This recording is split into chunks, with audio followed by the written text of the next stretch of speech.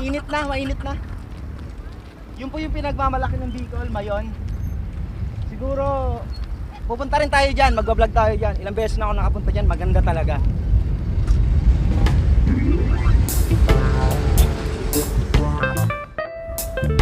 So yun mga kasulong, may trip kami ngayon. Kung mapapansin nyo, nakabike lang kami. So bali ang gagawin namin ngayon, pupunta kami sa Malilipot, Albay. So nandito kami sa Malinaw. Mag-aano lang kami, magbabike lang. Papakita namin sa inyo kung ano doon yung magandang pasyalan doon sa Busay Falls. Pero hindi lang naman yon kasi ang totoo niyan, fiesta doon. Pinapapunta kasi ako ng tiyahin ko kasi may naganda doon yung tiyahin ko. So wala kaming magamit na transportasyon maliban sa bike kasi naka-lockdown ngayon. Kaya babikin natin. Medyo may kalayuan yon.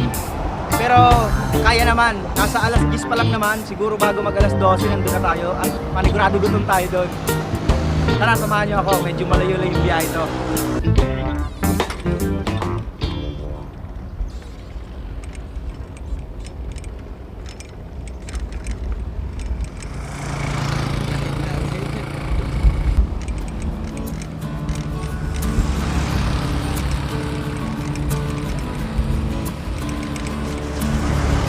Yung mga kasulong, nandito na tayo ngayon sa boundary ng Malinaw sa Cotabato, Albay. Cotabato City. So isang bayan na lang, malagpasan natin yung Cotabato. Malilipot na at malapit na yon. So padyak lang ng padyak. Tara!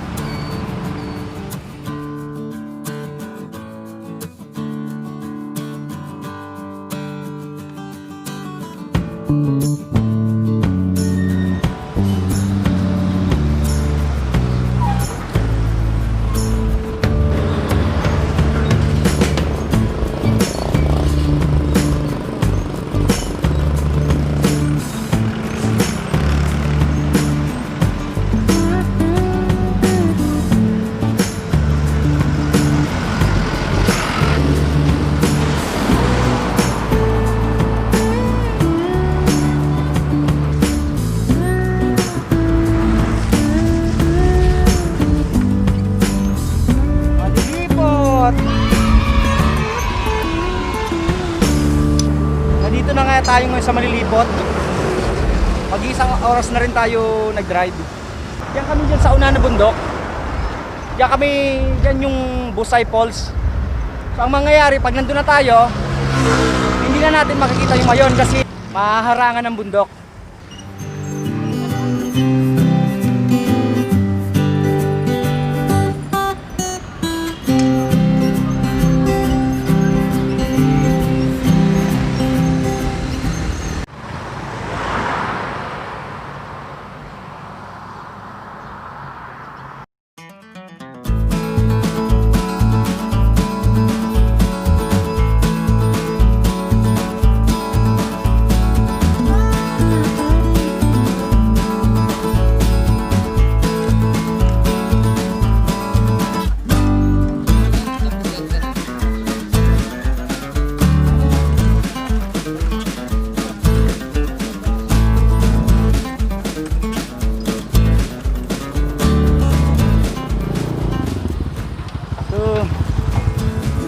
Kasulong, malapit na tayo. Gutom na kami. Sakto pagdating natin din kakain tayo kasi fiesta dito.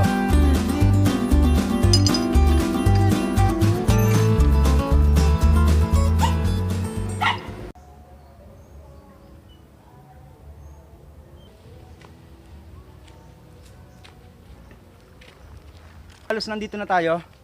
Medyo hirap na yung bisikleta kaya naglalakad na lang kami. Dadiretso muna kami sa tiyahin ko para kumain. Tapos doon tayo sa falls.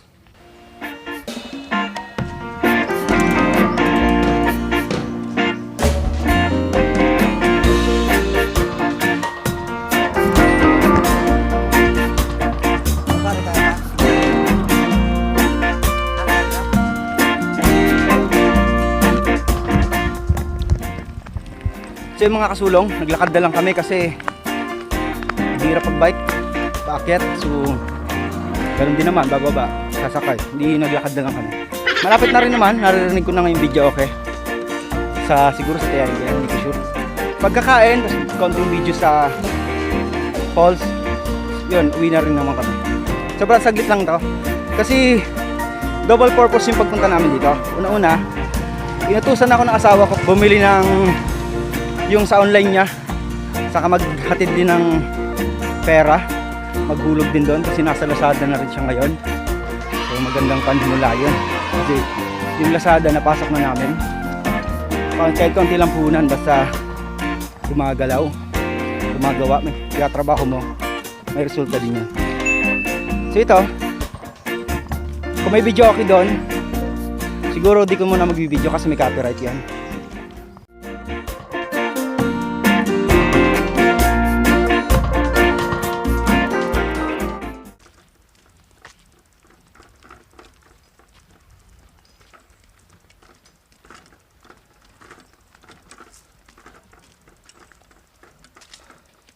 Meet na yung friend, Mistisa. So mga kasulong, akala ko sa malayo, baka siya. Kalabaw pala. Ngayon lang nakakita ng mistisong kalabaw.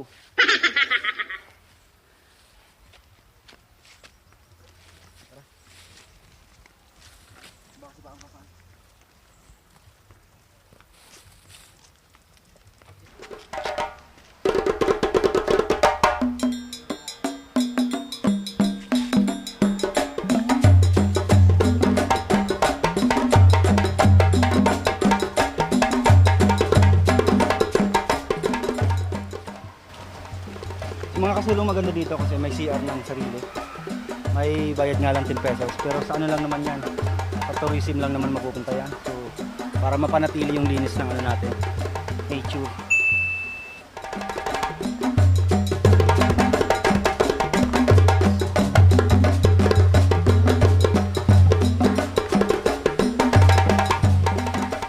Itong huling punta ko dito, wala pang ganito. So batuhan pa to. Pero ngayon maganda na kasi yung mga cottage ng sementado. Dati puro kubo lang. Tara.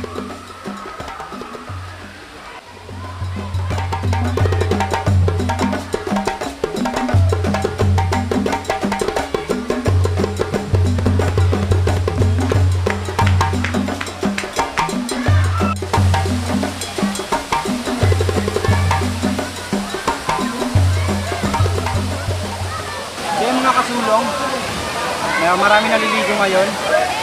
Magpapahinga lang tayong saglit. Maya-maya pupunta tayo dun sa pangalawang falls.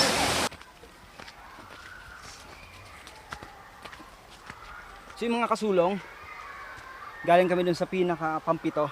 Para lang sa kalaman ng iba, itong Busay Falls, meron po itong 7 falls. So, syempre yung pinakauna sa tuktok pa ng bundok. Hanggang papito yan, 7. So sa ngayon, papunta tayo ngayon sa pangalawa. Medyo malapit pa, saka pangatlo. Siguro kung kakayanin pa ng power namin, pupunta pa tayo sa hanggang pang-4. Pero medyo delikado na raw doon. Kung hanggang saan lang tayo makarating. Tara.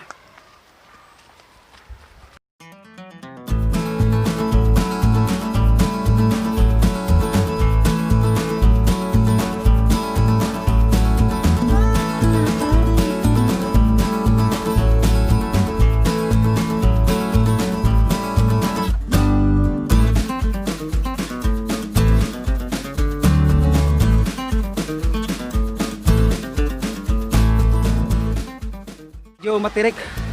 Nakakahinga, nagtanggal na ako ng tsinelas. Ingat na lang sa pag-akyat dito.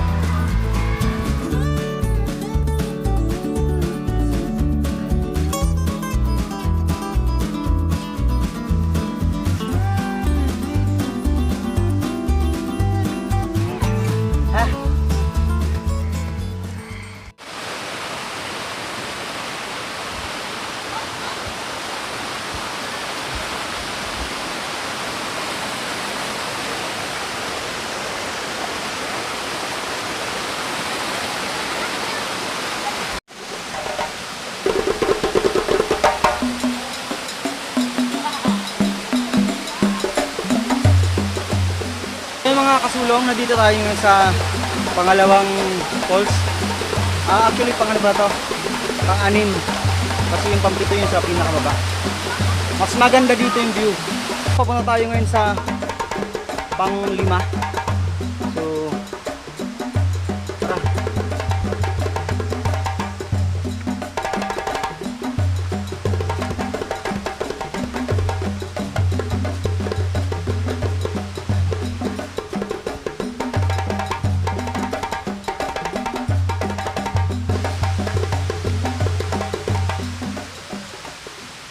May nilagay ditong lubid kasi tagilid yung bato. Medyo delikado, madulas din yung bato. Pero kaya naman.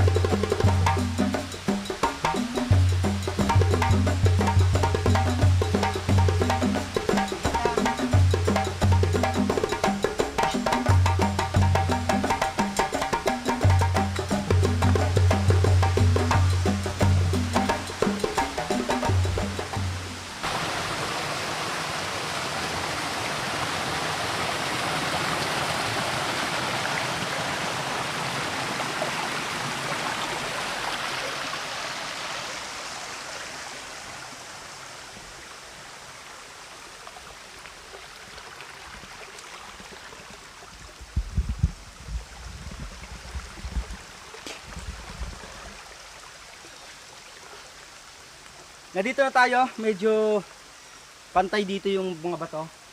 Maganda rin maligo dito pero walang masyadong trail. Andun yung falls, maliit lang yung falls.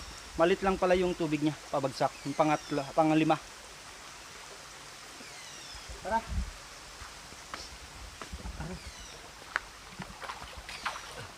Madulas ka pre ah.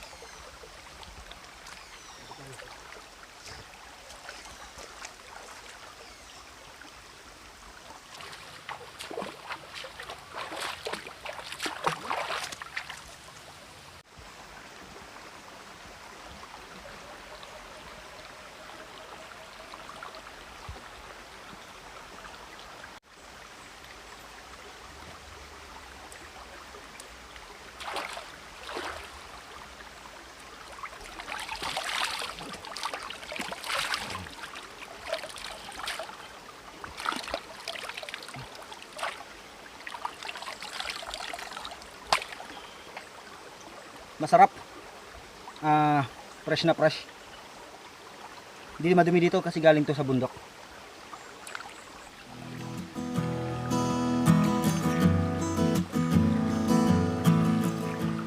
Wala akong nakikitang basura. Maganda pa yung lugar.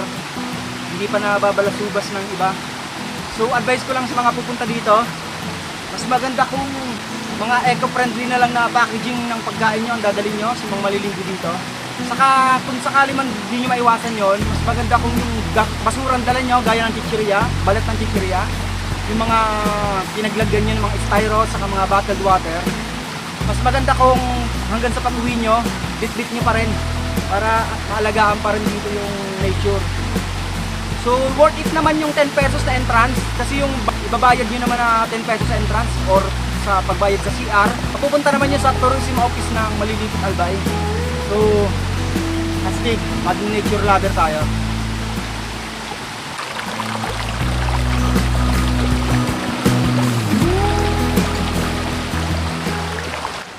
Ayun, hindi na tayo dumiretso sa pang-4 kasi masyadong malayo. Mga dito na lang tayo, so pauwi na kami. Ganito kaganda sa Busay Falls, Malilipot Albay. Punta kayo dito. Nice. Lalo sa pang-6 na falls. Ano talaga, mapipil mo yung nature. Ang ganda ng falls nila. Hindi lang to yung falls na pupunta natin. Marami pang falls dito sa Albay o sa Bicol. Sandamakmak na falls dito. Siguro pag may magkaroon tayo ng time, pupuntahan natin sila isa-isa. So sa ngayon, maraming salamat sa panonood. Pauwi na kami. Magbabike pa ulit. Good luck. Nakakapagod na naman.